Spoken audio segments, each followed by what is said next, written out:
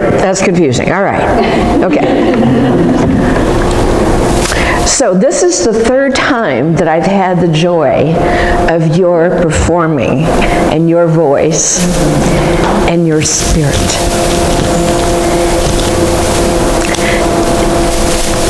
You know?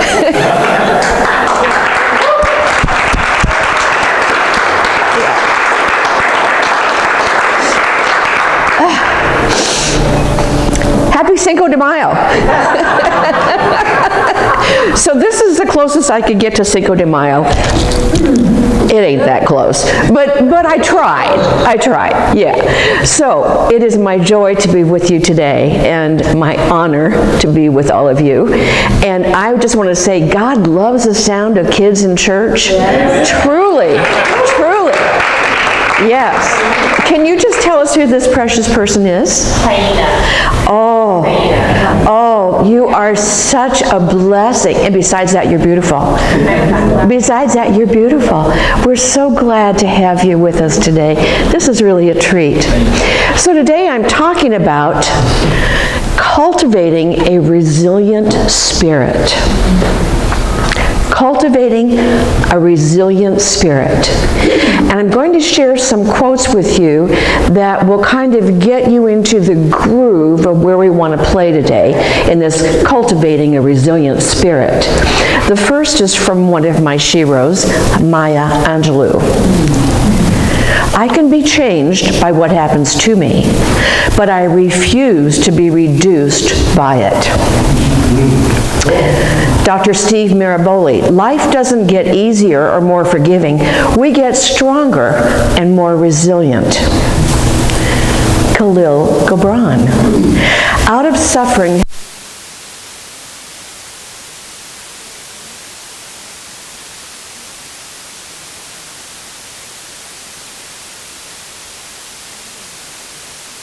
Eleanor Roosevelt, with the new day comes new strength and new thoughts.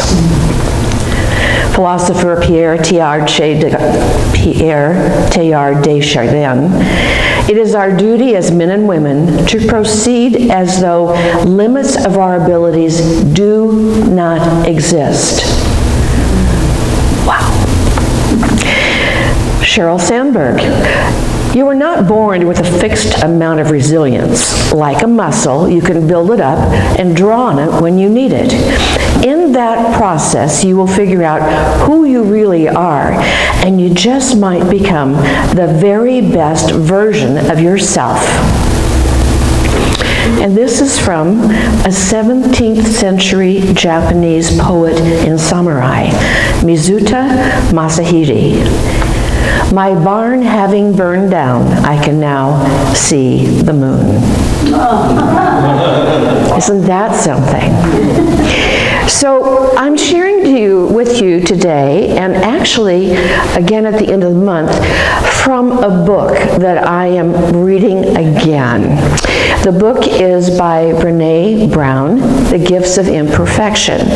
It's not a new book. She wrote it, I think, around 2013. I was one of the first people standing in line at Borders to get the book because I loved her Rising Strong and other things that she's written. If you're not familiar with her, she is a researcher, and she has made her life's work about understanding what comprises a wholehearted living ability. People who live wholeheartedly have an incredible ability to do that. And what does it take, and how do we develop that? Now, when I first read the book, I loved it. And then again, this past year and a few months ago, I've been going through some challenges, and I reached for that book, and it delighted me all over again. And so I thought, you know what? There's some good stuff in here. I'm going to share that. So the idea of a resilient spirit, this is just a really great thing that we all have, but we don't always understand it. We don't always know. She opens the chapter that I'm reading from with this quote. She could never go back and make some of the details pretty. All she could do was move forward and make the whole beautiful. She could never go back and make some of the details pretty. All she could do was move forward and make the whole beautiful. So that's resilience. Resilience is really faith in action. Resilience is our bounce back ability when life throws us a curve. I don't know about you, but I seem to have a lot of those. You know, I have a sign on my back maybe that says, do it. I don't know, but I seem to have a lot of those things. And I think that it's taken me a lot of years to figure out that sometimes my resiliency is more effective than others. So my hope in going into this work again is that I will be invited into practicing that deeper process of resilience. When I think about resilience, I think about a toy that my mom gave my brother a lot of years ago. So many years ago, I want to remind you that it was before computer games. It didn't even require batteries. That's how old I am. Okay, so this toy was very much in demand. And I think about it now, it was so simple. So it was like a blow-up thing. It looked like a clown, and it had sand in the bottom of it. And I think it was about, to me, now I'm realizing I'm from a kid's age, I think it was like about 3 feet tall, maybe a little more or less. I'm not sure that it was designed to make kids learn how to punch, but what I can tell you is that every time that clown got knocked down, it bounced right back up. So that's the vision of resiliency that I hold in my mind, that I want to have that bounce back effect, like nothing's going to keep me down. At least I'm not going to let you know, right? I'm going to bounce back and you're not going to know. So whenever I think about that, that's what I think about. So we all have that ability. We all have that ability of the clown to bounce back, but we kind of forget. And sometimes stuff hits us so hard, so fast, we can't even connect the thought. You know what I mean?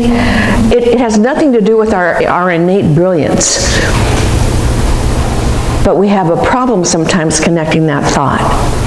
So what Brene found in her research of resilient people is this.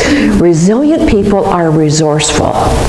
They are good at problem solving. If they can't get it done one way, they'll look for another way and another. They'll go over, under, around, above, below. They will do everything they can to resolve the problem, even if they have to wait till the problem disappears. But they are people who don't give up. They keep on keeping on to solve it. Another thing that resilient people do is they ask for help. OMG. Asking for help. I don't know how you were raised, but I know how I was raised. And if you happen to be a male, it was even worse, because you're supposed to be strong, and you're supposed to be able to fix it all, and you're supposed to do it all yourself. That was the message to me. Take care of it yourself. The idea that asking for help was what? What was it called? Weak. And no, that is not the truth. Think about it. It takes a lot of courage to ask for help. But resilient people seem to know that if they don't know how at the moment, somebody knows something about it, and someone else might know all about it, and they're not afraid to ask. Resilient people are good problem solvers, not brilliant people. Has nothing to do with IQ. Indeed, you are so right on. You are correct. So it's about the idea that we have within us the ability to reach out and ask. And that's a great piece of our self-awareness, because we know that it's vulnerable. It takes vulnerability to be able to do that. And it's a wonderful thing. It's a wonderful thing. So it's not weakness, but it's courage, and it's personal self-awareness is what I'm trying to say. Okay.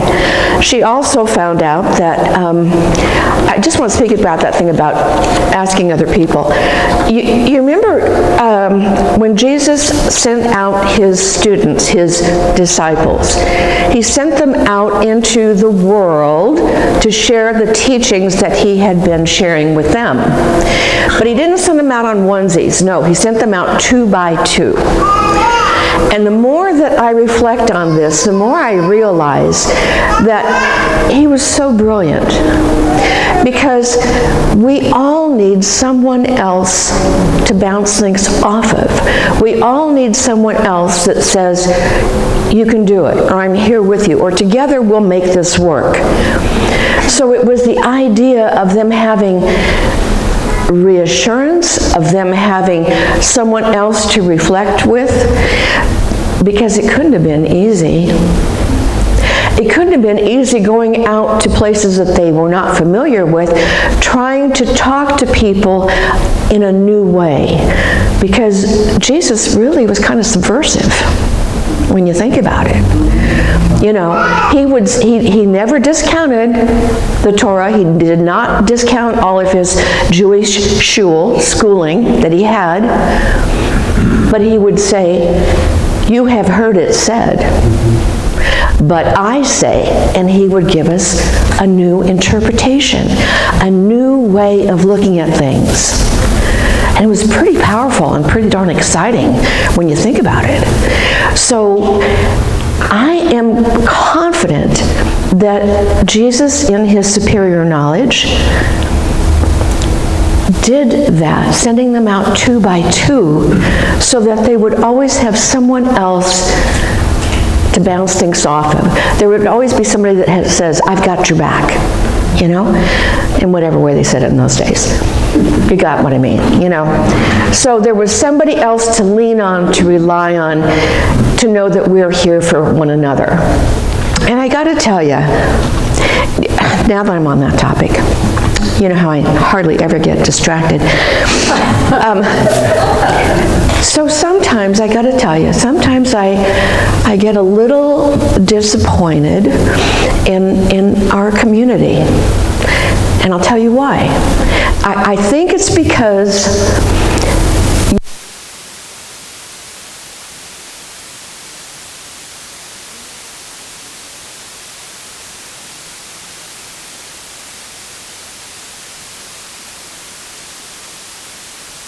people are so happy and they're so up. I can't go today. Well, don't you think that's when you need to be here? And I will just say from personal experience, when my daughter passed away, I could not go to church for like months. And finally, some people from church that I only knew from church called and said, look, we understand what you're going through, but this is where you need to be. This is where you need to be. We are the people that are supporting you, that are loving you, that are holding you up. And you better darn well get down here and say thank you. No guilt attached there, no expectation, you know, but it was the truth. It's like, you need to be here. And so when you look around and somebody that you sit with or see often when you're here isn't here, after the second week, give them a call and see if everything's okay. Maybe just their car's on the fritz and they haven't gotten it back yet. Or you don't know. Because you don't know, you need to check in. I'm not sure how the prayer ministry works in this particular Unity Church, but I know there is one. And we need to be supported in prayer. And we need to be resilient enough to say, I'm hurting. My life sucks right now. I need some support, because every person here does not have it 100% together like you think.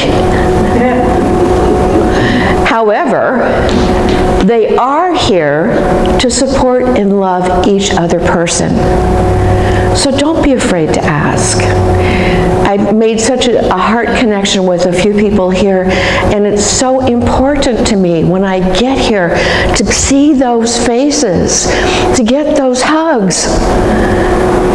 It's such a vitally important thing. I may not see you for months now, but I know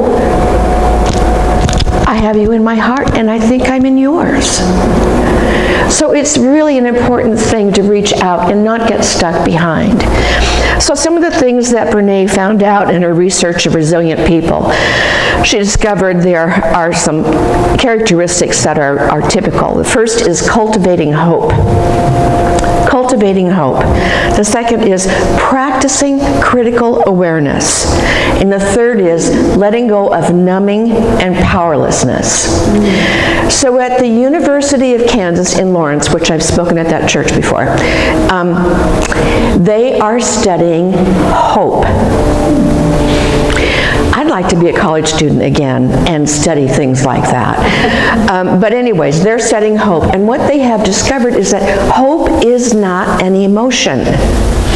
Hope is a way of thinking. It is a cognitive way of being. So what that means is we can all learn to do it if we don't do it very well now. Hope is a cognitive way of being, not an emotion.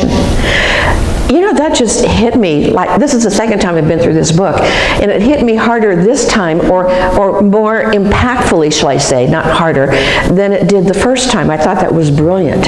So we can all learn to be more skilled at hope. When you focus on the idea of hope and the importance of hope, it's not so much the emotion, it's the way of thinking.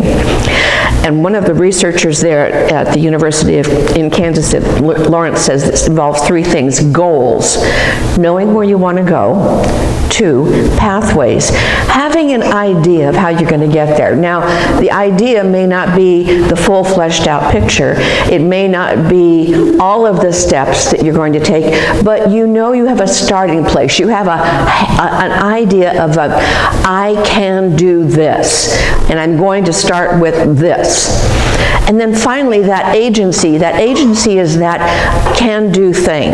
The agency is the part that says, even at the most critical points in my life, I know that I have the power, that I can do something about it. And when we get to that point where things are kind of going haywire and you say, I don't have it, I can't do it. It's having somebody that is your special person, or maybe not, that looks into your eyes and say, I believe in you, I know you, I know you.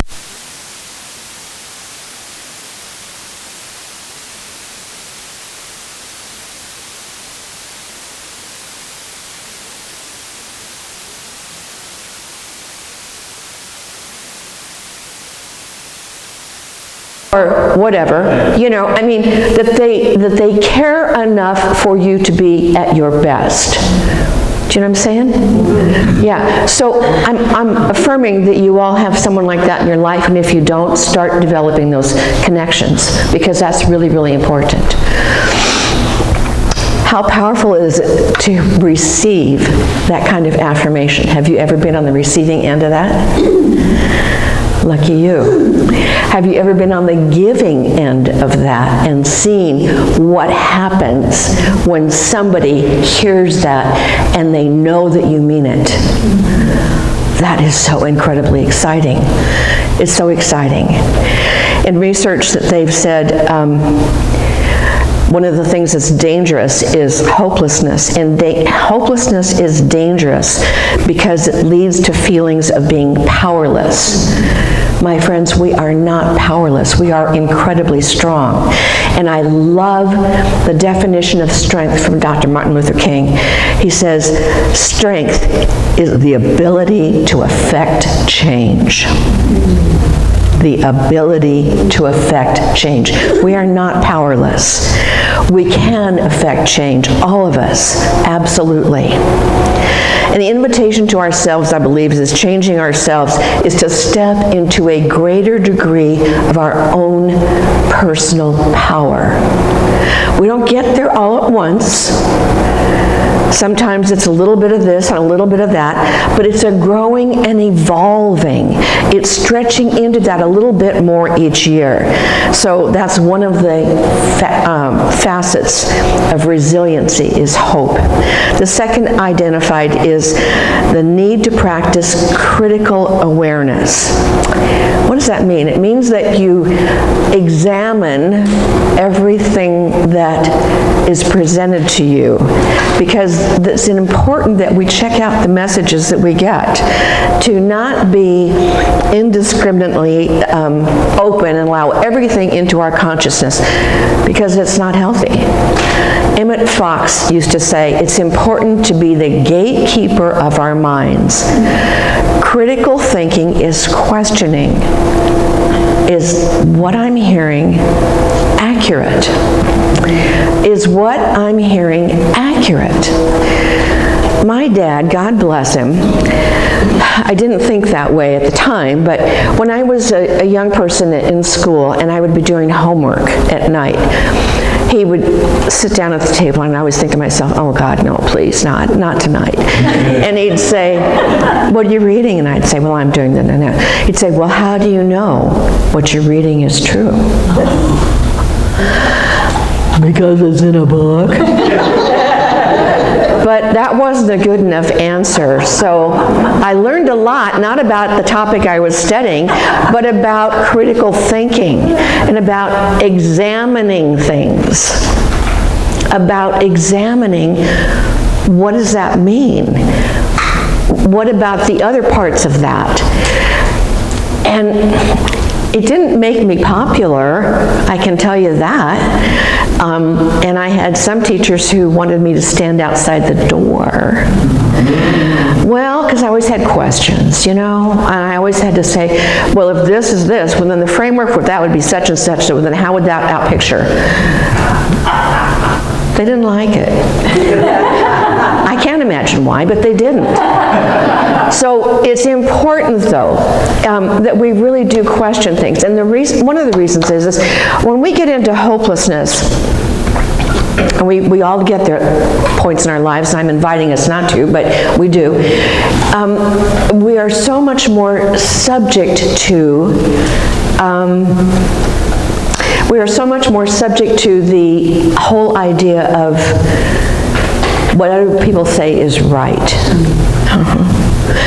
So by that I mean we get something like 3,000 messages a day that are going into our brains. So we have to kind of like be aware of what's coming in. And one of the things that is so important is that advertising, you know, is a $500 billion a year business. And because why? It's not about selling a product, it's about selling an image. And the image that they sell is never of me and the way I live my life. No, to be successful, I should have this, this, and this. I should drive this kind of car. I should use this kind of face cream. The list goes on and on and on. They sell an image, not a product. And when you're not feeling good about yourself, subconsciously even, you buy into the image. And I can tell you from experience, it does not make you a happy person. We're so caught up in that. And in 12-step recovery, they tell you, do not compare your insides with somebody else's outsides. Don't compare what you're feeling to what somebody else looks like or what they're showing you, because it's not real. It's not real. Neither one is really real. And so that's an important thing for us to get past. When we feel like that, Jesus says, what is that to thee? Come, follow me. Discard all that. Let it go. It's not important. It's not important. Just say no. Just say no. The third thing that she describes is understanding the danger of numbing to ourselves because we think it takes the pain off, the pain away. Okay, so numbing. We do numbing a lot of different ways. Something comes up and it's too uncomfortable for us to deal with in the minute. So some people turn to I'm just going to say sex, drugs, and rock and roll, but it's really much deeper than that. It's more like food, shopping, sex. It can be alcohol, it can be drug abuse, it can be anything. I think my numbing thing is reading, because then I don't have to think. When we try to numb things out, we're not dealing with them. So if anybody's done any kind of deep personal work, you know that it doesn't work. You know that you cannot dull the darkness without also dimming the light, right? You cannot dull the darkness without dimming the light. You have to face it straight on. So resilient people identify what their feelings are, and they feel them. And that's really an important piece. The greatest gift we can give to our children is to teach them to feel their feelings. Not one or two of the most common things, but deeper feelings. I'm here to tell you I was 30 years old before I figured out what I felt. Because I was always told, you don't feel that way. You shouldn't feel that way. That's not what you do. Hello? No, nobody else is in my head or in my body. They shouldn't be telling me, and I shouldn't be listening. Brown says we have to let go of the tendency to numb ourselves in pain. And she, in her research, she identified that what she found in wholehearted people, the kind of people I think we really are at depth, and what we want to portray more of in our lives, is that they let themselves feel. They don't go into numb oblivion. So that's one of the most important things we can learn. She's found that people who are not living in a wholehearted way of life are doing the opposite. They seem to practice the idea that somehow if they numb themselves, they'll be able to get through. It just doesn't work that way. It doesn't work that way. So to be real is to feel, and to be authentic is to be emotionally honest. To be authentic is to be emotionally honest. One of the things that I was excited about the first time I read the book, and surely this time too, is that she says one of the questions asked her most often by other researchers is this one: is spirituality a necessary component of resilience? Why do you think people ask her that? Why do you think they ask her that? Because they have religion and spirituality mixed up. How many people would describe themselves as spiritual but not religious? How many of you went to a different or were part of a different religion and you left because you couldn't do it anymore? Yeah, you're here, so am I. So what that's about is you remember, I think I quoted this scripture to you before, but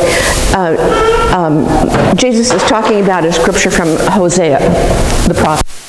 And the prophet is saying, God is saying to us, what I want is love and acceptance. I do not need ceremony. So God is saying, I don't care about the special days that you think we have to hold up as important. I don't care about the ceremony that you think makes spiritual experience. What I care about is the deeper you, the real you, the God part of you. And it's not easy to get there sometimes, but we know when we're not there. We know when we're out of sync, don't you? Yeah, you do. When your body's out of sync, you know it, you know it, you know it, and it's out of sync because your heart and your mind are not in the same place. So when they ask her this question, is it necessary for resilience? She goes, emphatically, yes. Feelings of hopelessness, blame, fear, pain, discomfort, vulnerability, disconnection, sabotage, resilience. The only experience that seems broad and fierce enough, I love those two words together, broad and fierce enough. To combat a list like that is the belief that we're all connected together and something greater than us has the capacity to bring love and compassion into our lives. Could I have an amen for that? And while we cannot go back and make some of the details pretty, we can go forward and make the whole beautiful. Namaste. Oh.